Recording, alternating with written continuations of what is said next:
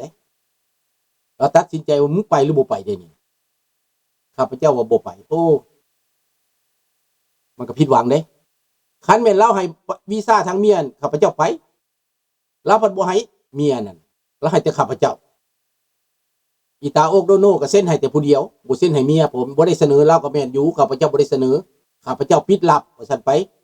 บัดเราฮู้แล้วว่าโอ้ยข่อยก็ฮู้แล้วเจ้ามีผู้สาวแล้วอ่ะเจ้าบ่ไปก็บ่เป็นหยังนี่เด้อข่อยฝากเงินไว้นี่เด้อ 200,000 เด้อแล้วก็ว่าซั่นแหละนี่แหละชะตาคนมันก็เป็นแบบนี้แหละแต่บ่ได้ไปเมืองฝรั่งบัดมาฮอดอยู่ศูนย์นาโพสัมภาษณ์ปุ๊บเขาก็เอาโลดให้ไปเมืองฝรั่งมีชื่อไปเมืองฝรั่งได้แต่ข้าพเจ้าก็ปฏิเสธอยู่หั่นแหละมานำเอาก็บ่ไป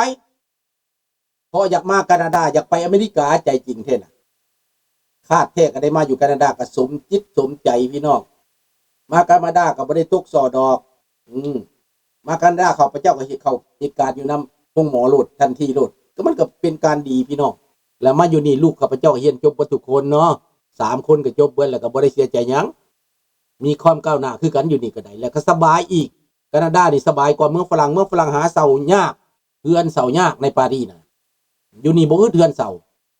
และอยู่นี่หาซื้อเฮือนก็สบายข้าพเจ้าก็ซื้อเฮือนตั้งแต่ปี1995พุ่นเด้เห็นบ่มันก็สบายเฮือนอยู่ในเมืองอีก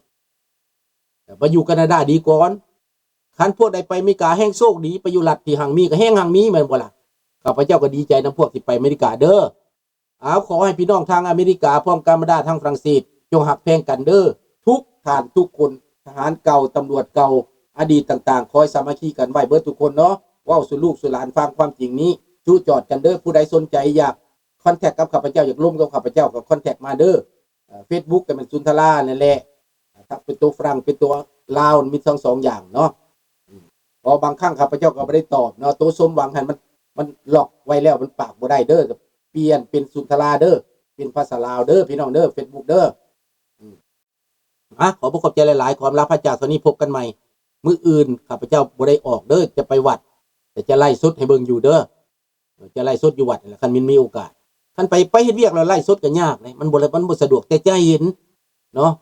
ว่าข้าพเจ้าเฮ็ดเวียกแนวใดเนาะโชคดีเบิดทุกคนอำลาพระเจ้าเท่านี้ Good night bye bye bonne nuit au revoir merci beaucoup thank you very much bye bye ขอบคุณมากนะครับ